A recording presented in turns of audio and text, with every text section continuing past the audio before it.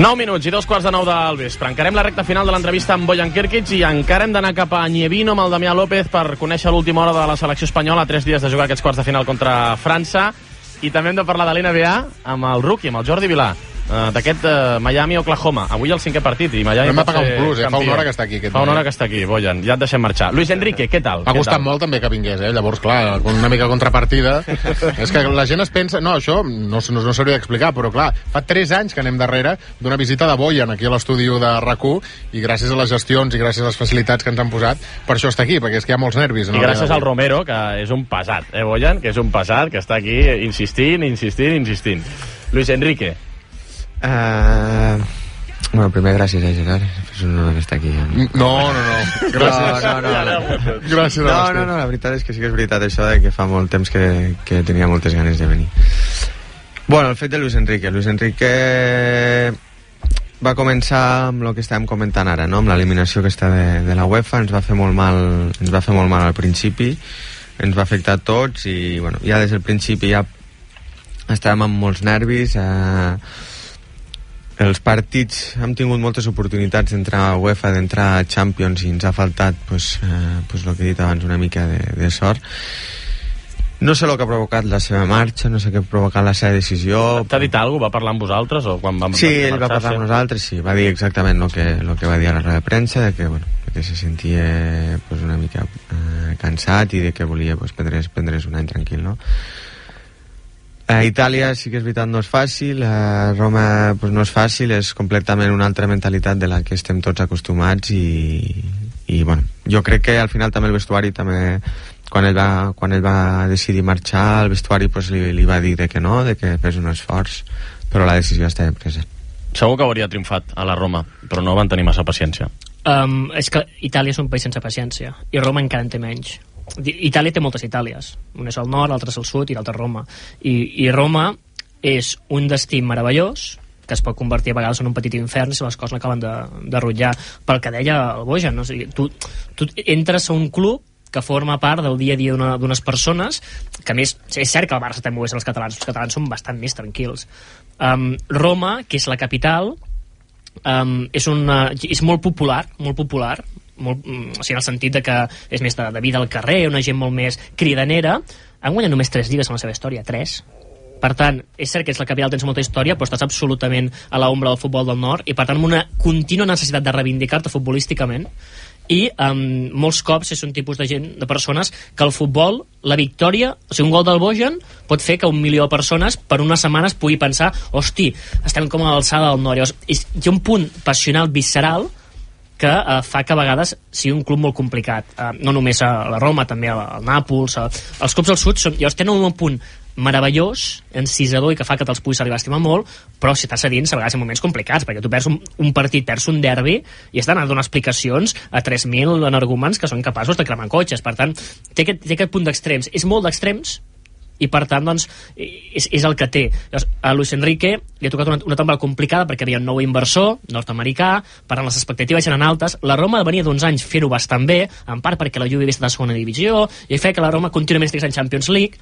Per tant, les expectatives eren altes, s'havien fet fitxatges i per tant el projecte segurament de Luis Enrique necessitava temps i pausa, perquè tothom diu que sí que era molt malament, però si t'hi fixes, fins l'última jornada gairebé 20 opcions de ficar-te a Europa. Europa League, sí, i tant. Però no era suficient, perquè es venien d'uns anys en què la Roma segurament havia viscut per sobre les seves possibilitats perquè havia coincidit amb el temps de refer-se de la Juventus, els temps d'un Milan una mica més tocat, i per això la Roma havia quedat contínuament segona, tercera, que potser normalment no ha estat la realitat de la Roma. I ara, amb el txec Zdeněk Zeman... És cert que és nascut a Praga, però ell arriba a Palerm amb 18 anys. Ha entrenat un fotimer d'equips de la Lliga Italiana. És italià. Ell arriba a Praga, ell vivia a Praga, i just abans del maig del 68, quan els soviètics en baixen a Praga, ell se'n va veure un tiet que juga a futbol a Itàlia i l'enganxa fora, i per això es queda, l'anell secret a Itàlia sempre. I és una figura absolutament encisadora. Ara és un personatge molt... Li anirà bé al Bojan com a entrenador? Sí. Tu creus que sí? Estem parlant del entrenador més ofensiu de la història del futbol italià. Insisteixo, la gent li diuen el Bohemi i es diu Zdeněk Zeman, però ell és italià, o sigui, porta des que té 18-19 anys a Itàlia. És un home que en el seu moment es converteix en el gran defensor juntament amb Arrigo Sacchi del futbol ofensiu, inicis dels 90, quan ningú jugava amb un 4-3-3, ell jugava amb un 4-3-3, i que els seus equips sempre destaquen per dues coses. Són els que acaben la temporada amb més gols marcats, però també els que han rebut més. Sempre. Un home amb molt d'idees molt pròpies, obsès de la preparació física, us fotrà un far de pujar escales, té una obsessió amb els graons. Sí, i de fet hi ha vídeos al YouTube dels futbolistes pujant graons saltant com cangurs, i ella ja controlant que pugin els graons. Els futbolistes del Pescara ja saltant, pum. Li agrada molt aquest tema, obsès de la preparació física, obsès del joc net, de jugar molt, molt bé, i sobretot això, de jugar sempre molt a l'atac. I semblava que estava absolutament apartat dels grans clubs, perquè ell també, quan va arribar a entrenar clubs grans com la Roma, va ser com va decidir denunciar que la Juve es dopava, i llavors el sistema el va apartar, i s'ha refet a si mateix, i aquest any ha pujat al Pescara a Serie A, jugant un futbol meravellós, amb jugadors molt joves, com Insigne, per exemple, un futbolista que pertany a la Juve, jugant un futbol espectacular, un 4-3-3 superobert, tocant-la molt, posició, amb un futbol molt, molt entretingut, i això li ha permès guanyar-se l'oportunitat de tornar a un club gran. Ara és un home que està tornant a tot, se'n va cap als 70 anys, ara s'ha viscut a tots els colors, 65 anys, sí. Aquesta temporada ha tingut una operació de cor, perquè és un fumador empedernit, se li ha mort un dels seus millors amics, l'entrenador de porters, Franco Mancini, ha estat un any molt complicat per ell, i per tant és una persona que no es casa amb ningú, ell té les seves idees, i ell vindrà a la Roma amb una idea clara: jugar bé. És d'aquests, la seva filosofia és això: juguem per l'espectador. I ofensiu. Juguem per el nostre això, molt ofensiu. Has parlat amb ell? No, amb ell no he parlat amb la Roma, m'han arribat molts comentaris, moltes informacions d'ell, del seu segon entrenador, i bueno, la veritat que hi ha molta confiança, hi ha moltes ganes de conèixer-nos i de començar a treballar junts. Molta sort en aquesta segona temporada de la Roma, que has confirmat avui aquí que compliràs amb Zeman a la banqueta. Pensava que ja li deies adeu. I ara rebobinarem, anirem cap al Posa't aquells auriculars. Roma, Roma, Roma,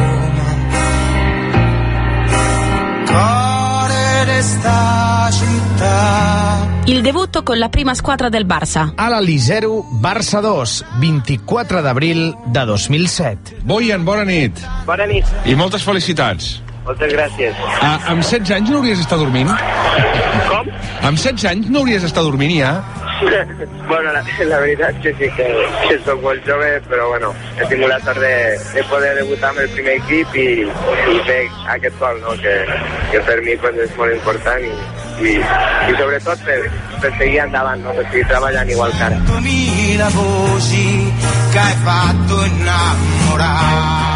Il primo gol col Barça. Villarreal 3, Barça 1, 21 d'octubre de 2007. Fa una passada vertical boníssima per Bojan, entra Bojan, xuta Bojan, gol!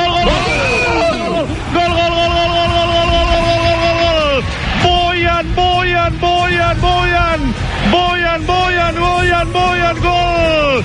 Bojan Kerkic, gol! Ja ens ho deien els especialistes en futbol base del Barça. Aquest noi té gol! Il primo gol nel Camp Nou. Barça 3, Recreativo de Huelva 0, 24 de novembre de 2007. Entrada de Xavi per Henry a l'interior de l'àrea, el dribbling d'Henry per Bojan, el control de Bojan, el xut de Bojan, gol! S'han trobat, mestre i alumne s'han trobat a l'interior de l'àrea del Recre, i això és sinònim de gol! Abraçada efusiva de Bojan amb el mestre, amb el referent.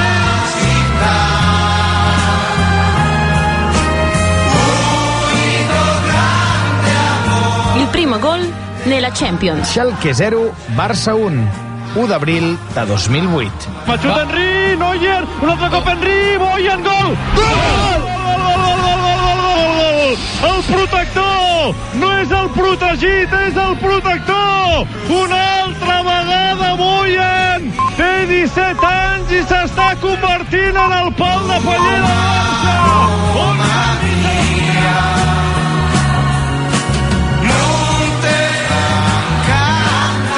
Il gol più importante. Barça 4, Atlètic de Bilbao 1. Final de la Copa del Rei a Mestalla, 13 de maig de 2009. Xavi amb Messi, Messi amb Alves, Alves amb Messi, el cercle central, creua la línia de mitjos, Messi, fa la passada a l'espai per Bojan, ten sol el Samuel, continua Bojan, entra a l'àrea Bojan, el xuta Bojan, gol!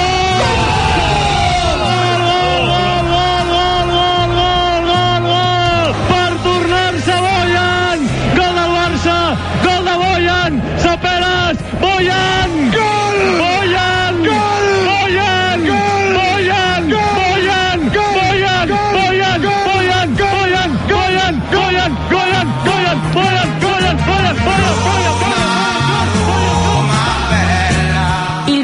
più bello. Villarreal 1, Barça 4, 1 de maig de 2010. Piqué amb Xavi amb Boyan, l'autopassada de Boyan, que va Boyan, entra a l'àrea Boyan, continua Boyan, el xut a Boyan, gol! Gol! Barça acollonant! Barça campió! Quin gran Barça estem veient al Madrigal! I la jugada individual de Boyan Kerkic és per treure's el barret i no tornar-se-la a posar mai més. Rep entre línies.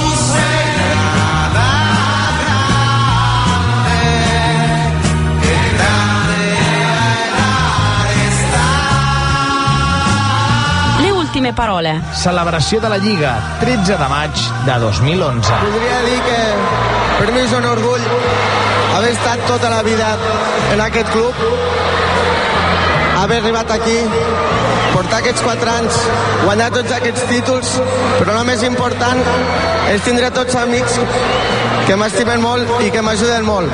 Gràcies a tots vosaltres, visca el Barça i visca Catalunya!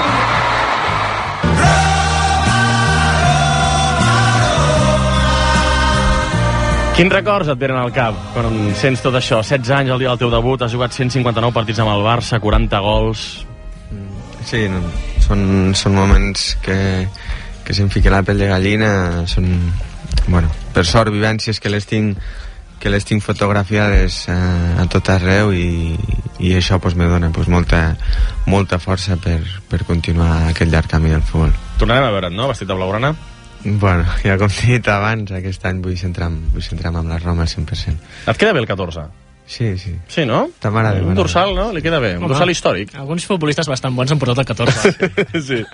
N'hi ha un holandès que... Sí, que no està mal. Que va estar bé. Escolta, Boyan, moltíssimes gràcies per haver vingut. Acabarem escoltant les opinions d'alguna de les persones que han vingut avui a l'estudi. Una mica de música. Una mica de música per les opinions d'aquestes noies i xicots que han vingut a veure Boyan, que van guanyar el concurs ahir. Vinga, Gerard Romero, quan vulguis, endavant. Vols aixecar, allà pots ballar-li, si vols a Boyan. Així la gent en veurà. Com et dius? Judit. Judit, li vols preguntar alguna coseta en Boyan? Sí, jo volia saber quin és el moment més important que recordes de tota la teva carrera. Moment més important. Això és difícil, eh? Sí, és una pregunta que també l'han fet quin és el gol més important. Moments importants en tinc molts, molts especials. El meu primer dia al Barça, quan recordo que amb 9 anys caminava pels camps de terra i mirar el Camp Nou i el veia molt a lluny. El dia que vaig debutar amb el primer equip del Barça, el primer gol amb el Barça, el primer gol al Camp Nou, la sensació de jugar en un estadi olímpic de la Roma. Hi ha hagut molts moments, Vinga. Com et dius? Farem dues més. Vinga, Cristina. Vols tornar al Barça? Aquesta, és que molta gent te la fa, jo te l'he fet 2 o 3 vegades, però la gent vol saber-ho. Aquest any sí, la Roma. Les coses van bé. Ara estic a la Roma, la veritat que he passat un any magnífic, que tampoc m'ho esperava, no? Perquè després de 12 anys estant a la mateixa casa, vestint els mateixos colors, no t'imagines mai fora, no saps el que t'espera fora. Això m'ha ajudat a obrir nous camins, a conèixer noves